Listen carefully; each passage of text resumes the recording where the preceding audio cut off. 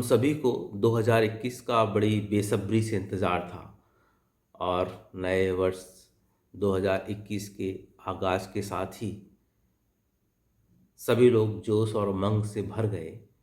चारों तरफ नववर्ष की शुभकामनाएं, happy new years, happy new years की आवाज़ों के साथ सभी ने, किसी ने बीच पर तो कोई बीच सड़क पर तो कोई होटल में, मोटल में, अपने घरों पर अपने अपने हिसाब से नववर्ष को सेलिब्रेट कर रहे थे। नमस्कार, मैं उपमन्यु, धड़कन में आपका स्वागत है।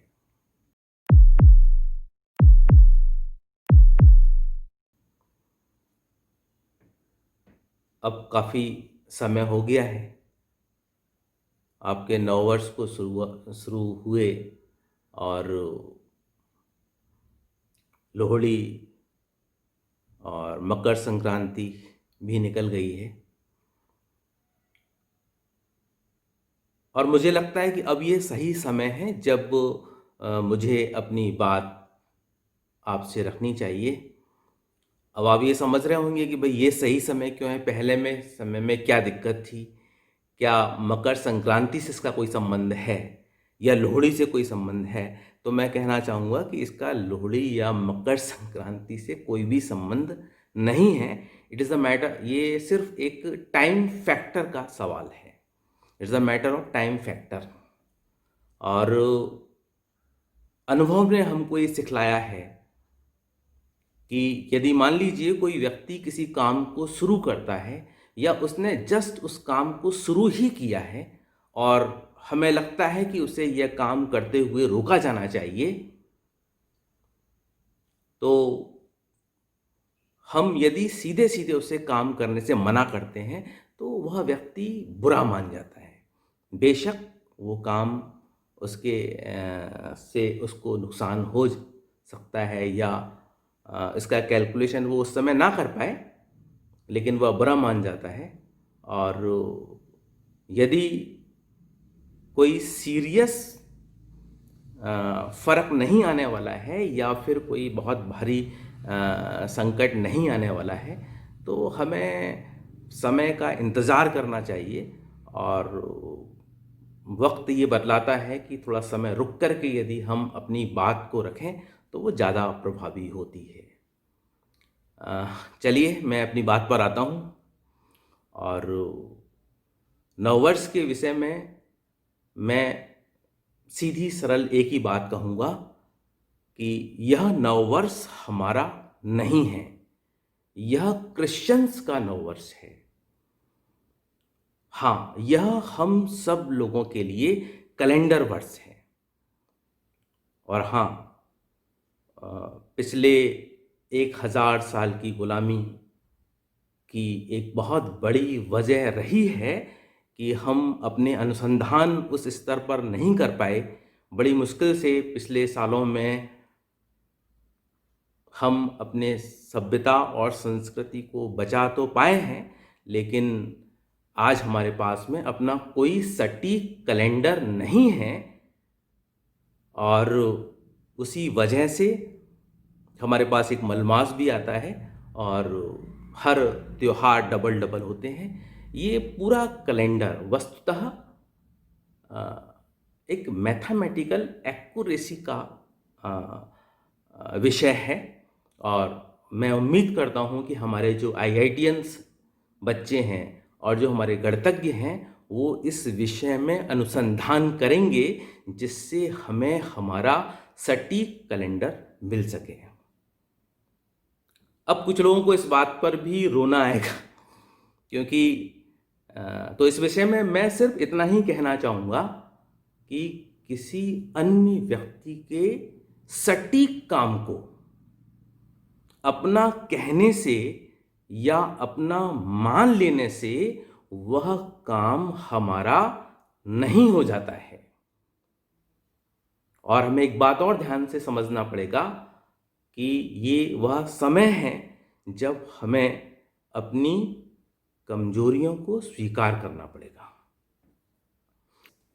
क्योंकि हम विकासशील देश हैं और विकसित होने के लिए हमारे पास हमारी टेक्नोलॉजी होना ज़रूरी है। हमारे पास हमारी अपनी चीज़ें होना ज़रूरी हैं। बिना टेक्नोलॉजी के विकास के या दूसरे की टेक्नोलॉजी को अपना मान लेने से आप मैं अदर रूप से कहूँ तो बैसाखी पर चलकर हम विकसित देश कभी नहीं बन सकते। और जब भी हम दूसरों की सभ्यता को स्वीकार करते हैं तो उसके साथ ही साथ हमें ये मान लेना चाहिए कि हम उस स्थिति में अभी कामयाब नहीं हुए हैं। दूसरे की टेक्नोलॉजी को हम अपना करके विकासशील तो बने रहेंगे, लेकिन हमें इस बात को समझना ही होगा कि हमें अपने अनुसंधान कार्यों को आगे बढ़ाना होगा, जिसमें हमारी टेक्नोलॉजी हमारी अपनी हो, तभी हम आगे चलकर एक विकसित देश बन पाएंगे। तो ये तो हुई मेरी बात या अपनी बात अपनों के साथ। अब हम बात करते हैं अपने महापुरुषों के विषय में। जैसा कि मैं आप लोगों से चर्चा शुरू से करता आ रहा हूँ कि हमें हमारे जो बड़े हैं, जो महापुरुष हैं, उन्होंने हमें हमेशा सावधान किया है। ये अलग बात है कि हमारे जो जादूगर राजनेता रहे हैं, उन्होंने उनकी सच्चाई को हम तक आगे आने नहीं दिया। हमको हमेशा बताया गया, मैं बात कर रहा हूँ अपने महापुरुष गुरुदेव रविंद्रनाथ टैगोर जी के विषय में, जिन्हें हम ठाकुर रविंद्रनाथ टैगोर, डॉक्टर रविंद्रनाथ टैगोर के नाम से जानते हैं। तो हमें बचपन से ही बहुत अच्छी तरह से बताया गया कि हमारे गुरुदेव रविंद्रनाथ टैगोर जी बहुत बड़े साहित्यकार थे और उनको न सिर्फ भारत में बल्कि पूरे एशिया का सर्वप्रथम नोबेल पुरस्कार प्राप्त करने का गौरव हासिल है, और यह पुरस्कार भी उन्हें साहित्य में ही दिया गया। और हाँ, हमको यह भी बताया गया कि हमारा राष्ट्रगान जन गण मन अधिनायक जय हे भी हमारे गुरुदेव रविंद्रनाथ टैगोर जी ने ही लिखा, लेकिन उन्होंने हमें बेहद संजीदगी से हमें सावधान किया था और अपनी बात को पूरी स्पष्टता से रखा। लेकिन आज हम उसके विषय में इतिहास के पन्नों से ही बात कर सकते हैं। हमें ये बात आज तक नहीं मालूम थी, और मैं चाहता हूँ कि उनकी बात जो उन्होंने अपनी संजीदगी से बताई, उसी संजीदगी से उनकी बात आप तक पहुँचे। इसको अब हम जानेंगे उन्होंने हमें किस तरह से सावधान किया।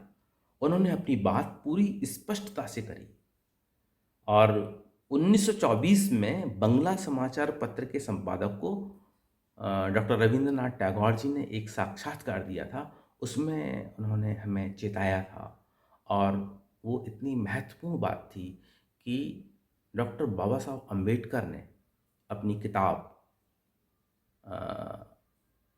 पाकिस्तान और द पार्टीशन ऑफ इंडिया के अंदर इसका जिक्र किया, जिसे हम बाबा साहब अम्बेडकर के राइटिंग एंड स्पीचेस वॉल्यूम 8 से, अंग्रेजी का वॉल्यूम 8 है, उसमें से मैंने इस बात को लिया है, और उनका पेज नंबर 301/511 या पेज 276 पर दर्ज है ये मैटर।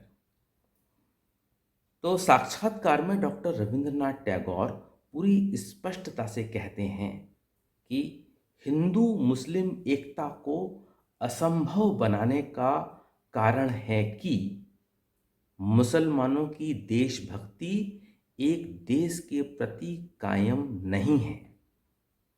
रविंद्रनाथ टैगोर जी ने आगे कहा कि उन्होंने कई मुसलमानों से पूछा कि यदि भारत पर कोई मुसलमान ताकत आक्रमण करती है तो क्या वे हिंदुओं के साथ मिलकर अपने देश भारत की रक्षा करेंगे? तो जो उत्तर मिले उनसे उन्हें कोई संतोष नहीं मिला। उन्होंने कहा कि वे निश्चित होकर कह सकते हैं कि मोहम्मद अली जैसे व्यक्ति का यह कथन है कि किसी भी परिस्थिति में कोई भी मुस्लिम किसी भी देश में रहता हो, इस्लाम धर्मावलंबी के विरुद्ध उसका खड़ा होना असंभव है।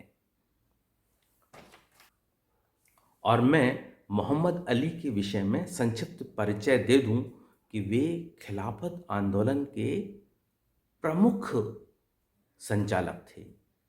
गांधी जी उनको अपना अभिन्न मित्र मानते थे और मोहम्मद अली का बहुत सम्मान भी करते थे।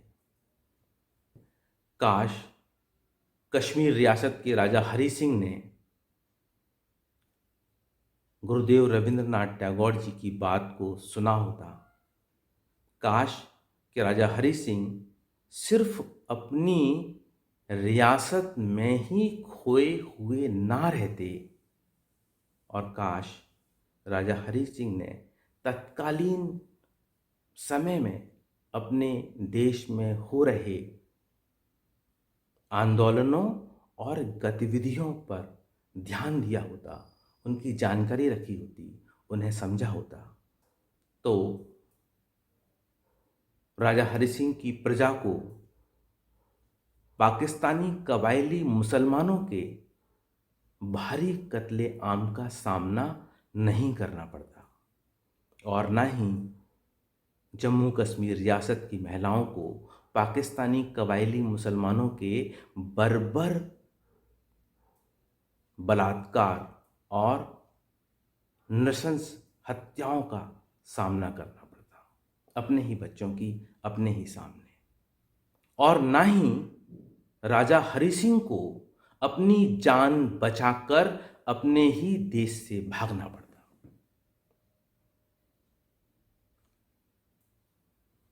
मैं बता दूं कि राजा हरि सिंह की सेना में 60% मुस्लिम सेना थी, जो आक्रमण के समय जब पाकिस्तानी कबायली आक्रमण जम्मू कश्मीर रियासत पर किया गया, तो राजा हरि सिंह की उस सेना ने अपनी रियासत की रक्षा ना करते हुए उन पाकिस्तानी कबायली मुसलमानों के साथ मिल गए, और परिणाम हमारे सामने है।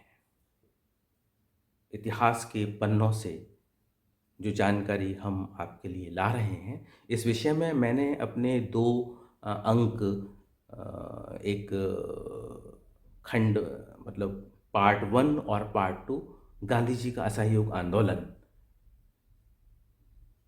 हिंदुओं के साथ धोखा था पार्ट 1, और पार्ट 2 का लिंक मैं दे रहा हूँ, आप लोग उसका ज़रूर अध्ययन करें, उसे ज़रूर पढ़ें, ताकि आप पार्ट 3 के विषय में जो जानकारियाँ रखी जाएंगी उनको प्रॉपरली वो आपके समझ में आ सकें, या आप उनकी जानकारियों को समझ पाएँ।